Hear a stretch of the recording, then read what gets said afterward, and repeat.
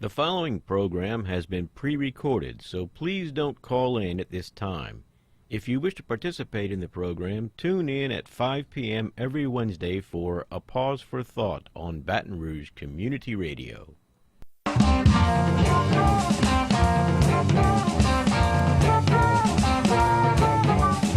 Good evening, fellow humans. This is Wayne Parker with A Pause for Thought here on Baton Rouge Community Radio. 96.9 FM here in Baton Rouge. Good to have you all here tonight. Our topic for tonight is going to be post-1979 Iran. You all remember Lang, Baker, and I discussing the history of Iran leading up to the revolution in '79, and when we got our behinds kicked out. But we're going to carry on from there, and we have a very interesting guest here tonight, Brian Marks. You are a prominent volunteer here at WHYR, are you not? Sure, I am. Sure. Good evening, everybody. Good evening, Wayne. I'm the programming committee chair here with Baton Rouge Community Radio. And you also teach at LSU. You know a little bit about the Middle East, huh? I do. I teach different things, but I teach a world regional geography course, and so we talk about Iran and the Middle East and Africa and the rest of Asia. So, yeah, Yes. I find these things interesting. Yeah, and as Lang and I have been discovering over the past few months, the Middle East has been a rather significant region of the world for thousands of years, or at least hundreds of years. At least as far as the West is concerned. They've always been significant to themselves. Anyway, for the listeners' benefit, this is a live call-in show. Feel free to call in and share your views, ask questions, add some ideas. 343-9927, 343-9927. Now, Brian, I thought I'd start off by recapping what Lang and I had covered a few weeks ago, talking about Iran. And now I'm looking for my my notes.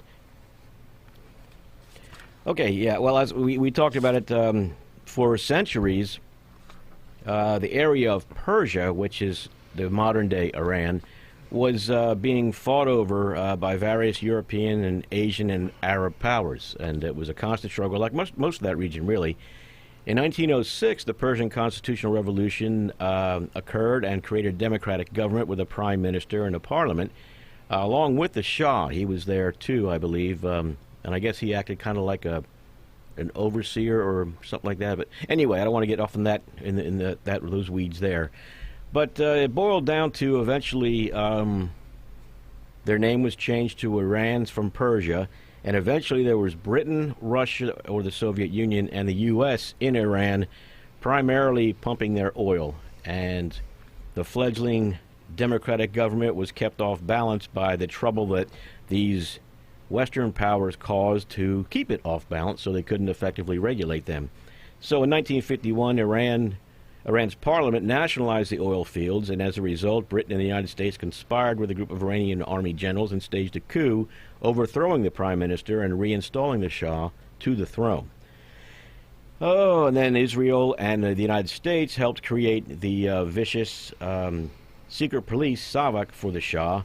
And then in 1979, when the Shah became ill and left the country, Iranian youth overthrew him and Savak, and the Ayatollah Ruhollah Khomeini returned and was made the head of the government. And not long after that, 52 Americans were taken hostage at the U.S. Embassy by another group of, Iranian youth. And so from there, once Khomeini got back and began consolidating his power, or at least getting things settled down, there was an overwhelming national referendum that declared Iran an Islamic republic. And at that point, elements within the clergy began excluding their former left-wing nationalist and intellectual allies from any positions of power in the new regime, and they returned it, the whole country, or tried to return it to a conservative in social value and a very religious society.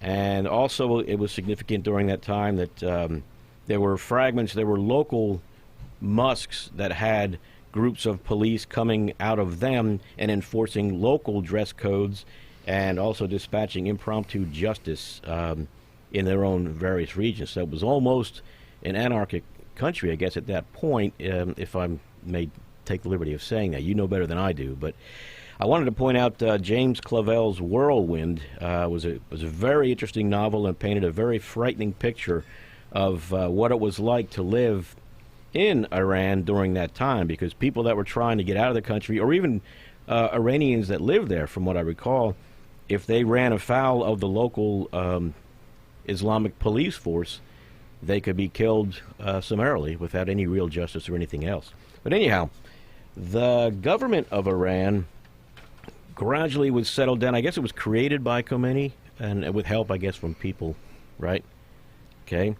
And it looks to me like it's very convoluted and complex. I mean, most of what I've heard is from American media, and it's largely, they say, it's all dominated by religion, and I'm seeing here it's a bit more complex than that. But what can you tell us about it? So Iran is a country in the Middle East. It's north of the Persian Gulf, as we call it here in America. It's a country of more than 70 million people, so about 1/4 to 1/5 the population of the United States. And as you said, Wayne, since 1979, the government of Iran calls itself the Islamic Republic of Iran. And for many people, I suppose that's a contradiction in terms, but Iran is certainly a unique country in the world in attempting to combine popular rule, some version of it, and the reality, of course, is rather less than appealing, but some notion of popular sovereignty, of democracy, and of modernity with religious government. Iran's revolution in 1979 is one of the great world-changing revolutions of the last 200 years. We can include the American, French, Russian, Chinese, etc. revolutions. The Ayatollah, who was in exile for quite a few years from Iran, and a lot of other people, not only people we would call quote-unquote Islamists around him, but also secularists from various political factions, all of whom wanted to see an end to the Iranian monarchy and some kind of change in Iran's government and society. The people who eventually won out in a rather, which is typical of revolutions, in a very, as you put it, anarchic period of time, in the immediate aftermath of the fall of the Shah, were the people around Khomeini. And he came up with this notion, which we'd call guardianship of society, which was a break from earlier Shia Muslim assumptions about not being involved in government and having a certain arm's length from state power. So Iran has this interesting form of government in which there are real elections, and they are, certainly in the case of, say, the 2008 elections in the Green Movement in Iran, those were very violently suppressed, and people were very upset about the electoral results. But they do have real contested elections within some grounds. At the same time, while there is representative parliamentary democracy in Iran, there is a parallel system of religious government in the hands of what's called the Guardian Council, which appoints the supreme leader, who at this time is the Ayatollah Khamenei. He was the replacement. He's the second after Khomeini, who died in 1989. There is an elected president who is subordinate to the religious authorities, who are only indirectly accountable to the population and have all sorts of veto powers. So Iran is not a medieval society. Iran is a lot of the things that they're doing in the name of religion are, one, relative to the other regimes in the Persian Gulf, in the Middle East, say Saudi Arabia, which is an out-and-out authoritarian, very absolute monarchy. The Iranians also consider their country, the Iranian government, as a revolutionary power. So they're interested in overturning unjust autocratic rulers, and there's plenty of them to choose from in the region. Behind that, of course, is a broader politics about religious tensions and sort of civilizational ethnic tensions. Iranians are not Arabs, Arabs are not all Muslims, et cetera, Right. et cetera. Iranians are mostly Persian. Although right. there's a lot of different ethnic groups that live in Iran. Only a small minority of Iranians are Arabs. Most of the other Muslims and not Muslims of the Middle East are what you would define as Arabs. They speak Arabic and so forth. So there's all of that that's involved in Iran's foreign policy. But it has been since 1979 a country which has sought to support what are legitimately many oppressed people all around the Middle East, from Palestinians to Lebanese to Syrians to people in the Persian Gulf monarchies, people in Iraq under Saddam Hussein, various other people, which Well, has, of course, made them, rightly or wrongly, there's lots of things to criticize about Iran domestically and internationally.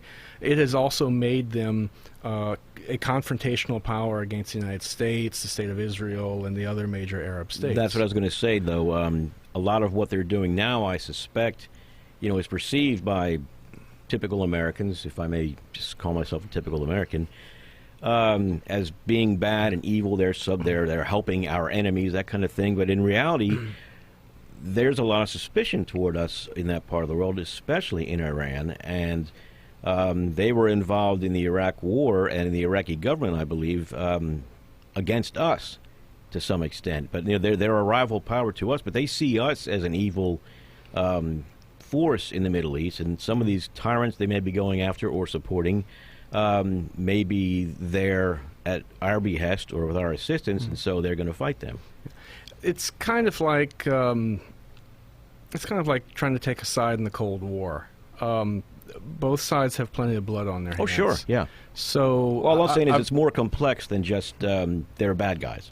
Yeah, but certainly the Iranian official government position, which is not necessarily my position for sure, is that they are the leaders of the quote-unquote resistance front against the United States, the imperialists, the State of Israel, and the backward autocratic monarchies and so forth. They have their own dirty laundry, to be sure. But to get back into a little bit of the history, it's certainly easy to decry many things about Iran. I think many Americans just don't have any idea whatsoever what the country is about, what language they speak, where it is on the map, anything. And maybe we can get to some of that. But one of the things, of course, that happens in a country, if it is besieged by outside powers, people rally around the flag. We would do that. We have done that repeatedly in American history. And, of course, almost as soon as the Iranian Revolution happened, a year later, Saddam Hussein's tanks roll into the western borders of Iran, trying to overthrow the revolution. Right. And presumably return the monarchy to power, or something like that. And that was, of course, a golden opportunity for... He thought, yeah. Well, for Saddam Hussein, yes, he thought that the Iranian government would be incapable of resisting his attack, but it was also, frankly, a godsend for the Ayatollah Khomeini, because it justified any repression of any internal dissent within the country, but also it brought about a very legitimate and a very justifiable nationalist defensive reaction where there was mass support. Maybe the people didn't like exactly what the government was about in many ways, but you had a whole generation of people that resigned themselves to fighting this desperate defensive conflict. Right. And the government was able to retain a measure of popular legitimacy in the decade of the 1980s, while at the same time, of course, continuing, and it is true, I don't want to deny this, it is true that it's still in Iran the official slogans are death to America, death to Israel, and so forth. Although apparently in Farsi, in Iranian, in Persian, if you're upset about the traffic, and there are horrible traffic jams in Tehran, you say death to traffic. That's what the cab drivers say. So it has, I think, a little bit more of a common ring to it in Arab in Farsi than what we've been led to hear about. But anti-Americanism in Iran is official state policy. Yeah. Rhetorically, we can get into what actually is going on. Yeah. What a lot of the people there, as I understand it, are supportive of Americans. It's just our history of our government's influence over there and our meddling in that part of the world, and in particular Iran. Yeah. Well, of course, it's not just here at LSU. It's at any American university. One of the largest numbers in terms of total numbers of students, particularly graduate students at American universities, and they're paying full out-of-state, high-dollar tuition, are Iranians. And, of course, they're one of the countries which is targeted by the travel ban. Among others, there's quite a few others, of course. But there aren't all that many Yemenis, there aren't all that many Somalis who are coming to American universities. There are lots of very important reasons why refugees from those countries need to get into America. But Iranians come here to go to school. Mm-hmm. Anyone who works on the campus or any other American university campus knows this.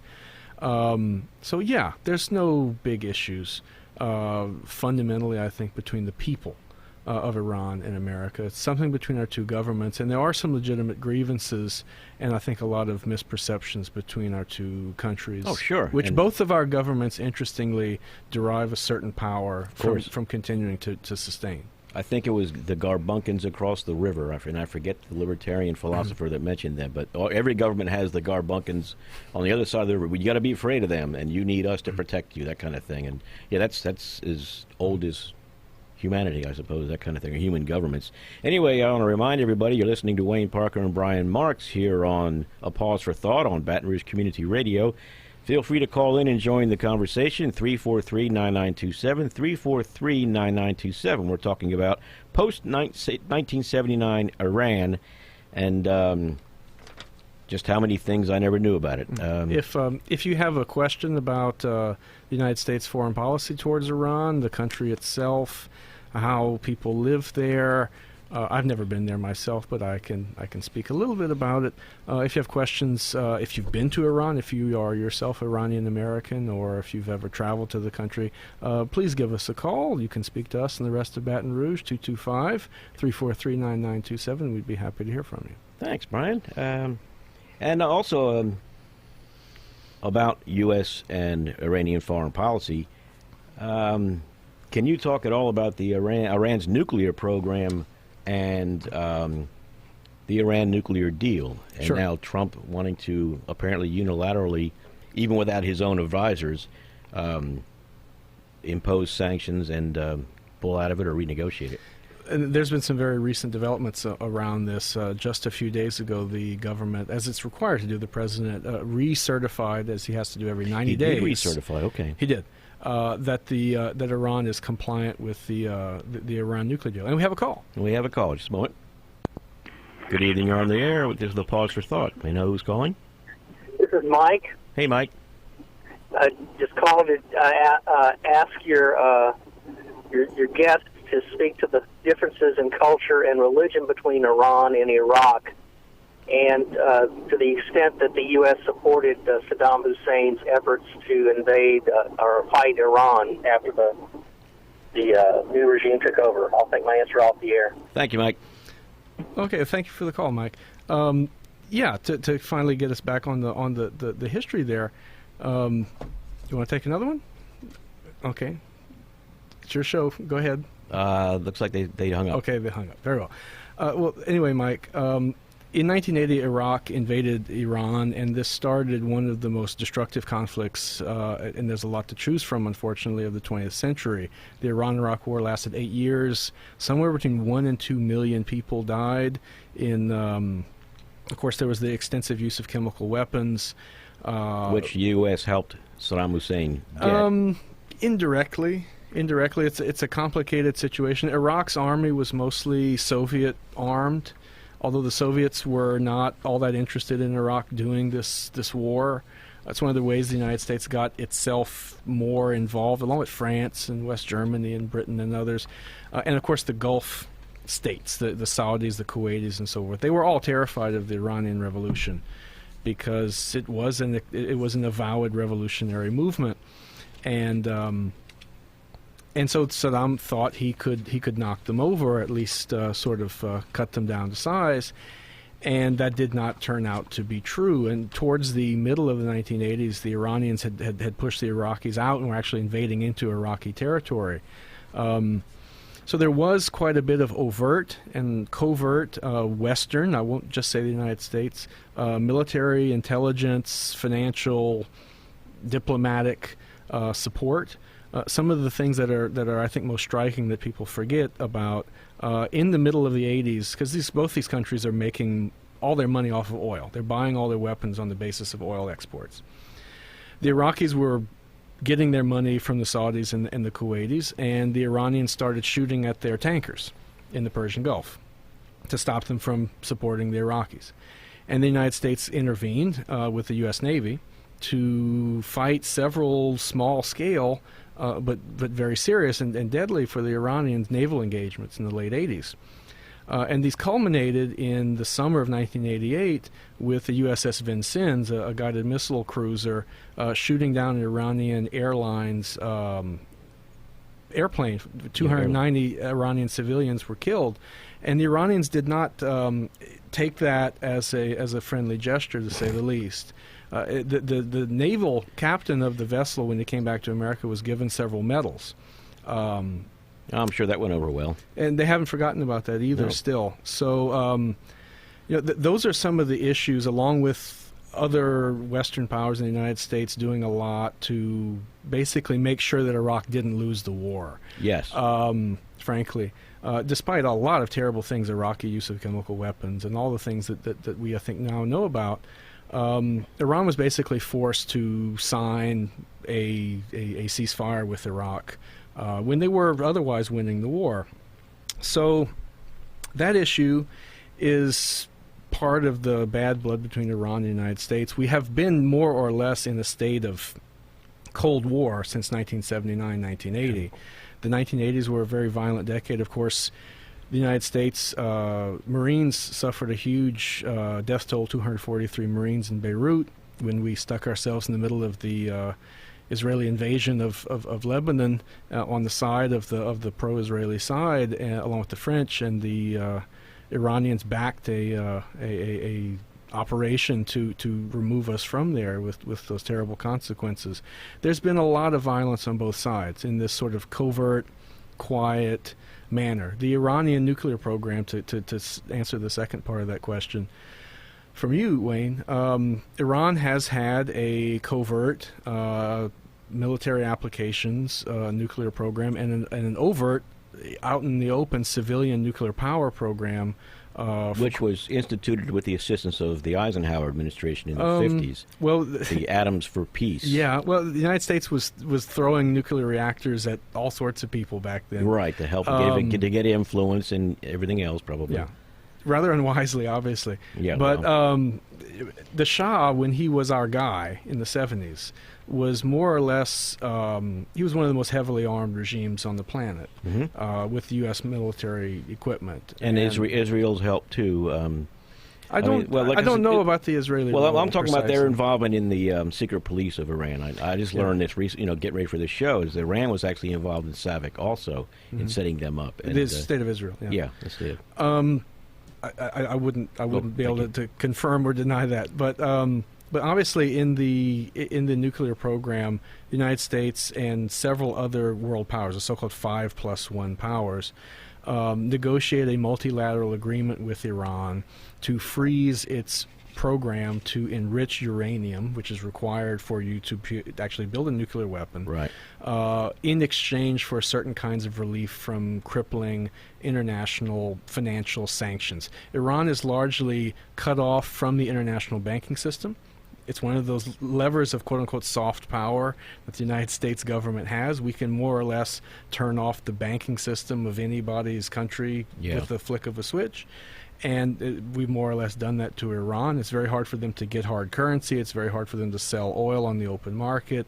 It's very hard for them to do much of anything, which has very significant real consequences for the purchasing power of the Iranian money and standard of living, and can they get drugs for their hospitals, and all kinds of very serious things that are real.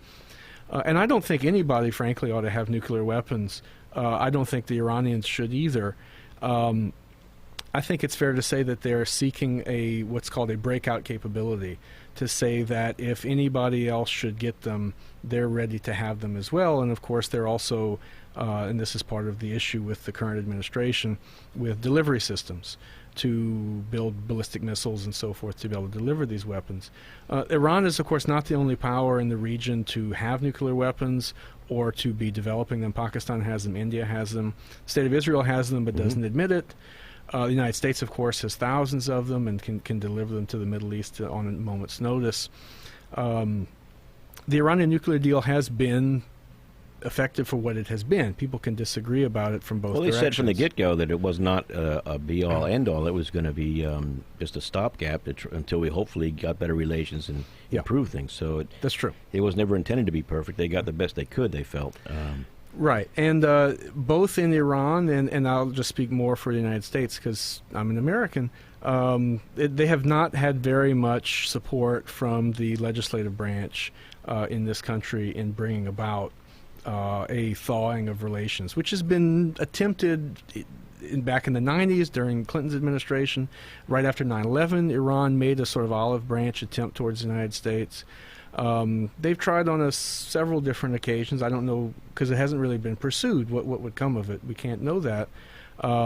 To try to more or less normalize relations with the United States. Yeah, Obama made a speech, I think in Cairo, about that, where he referenced and apologized for certain things America had done. Yeah. And I took that as being, referring to the overthrow of the Iranian government and everything that led to. I believe Mike asked about religious differences, too. Well, between... let me take that up quickly. Okay.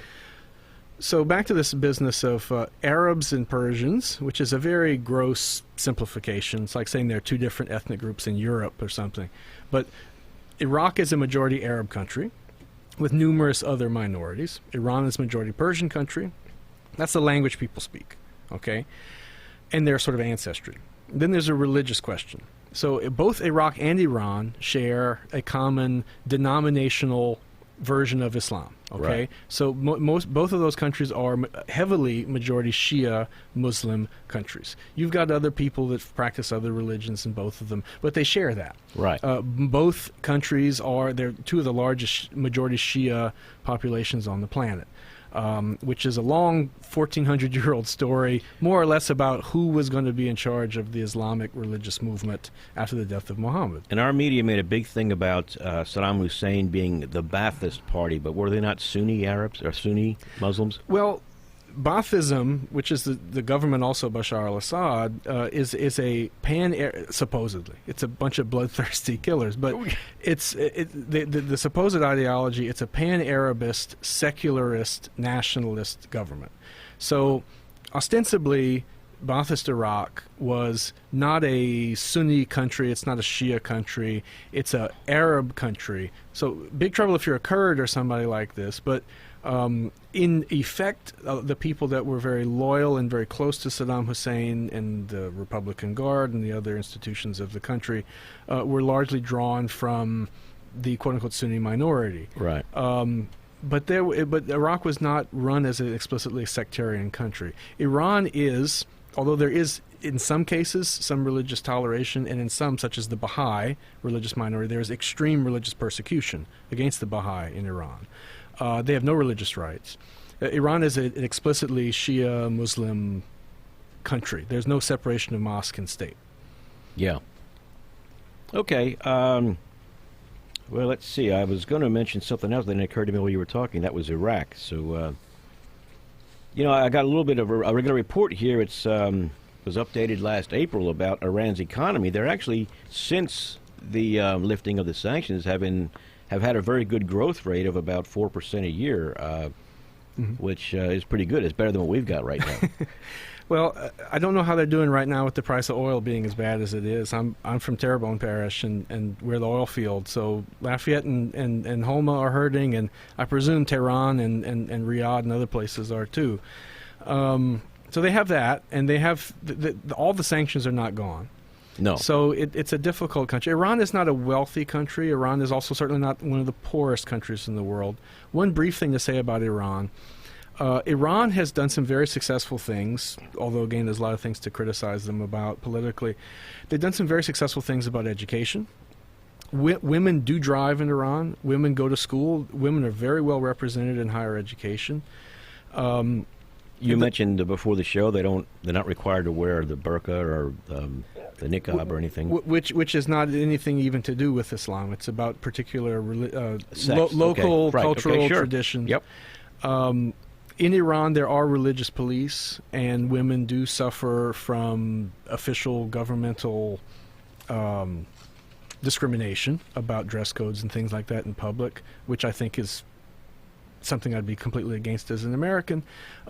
It's, of course, nothing different than what goes on in the Kingdom of Saudi Arabia, where they also have religious police. But in America, we decry one country as oppressive of women, and the other one is, of course, Saudi Arabia. Well, yeah, and these countries, the countries see that too. I mean, I think everyone in the region sees the hypocrisy. Yeah. Unfortunately, I don't think Americans do. No, we don't.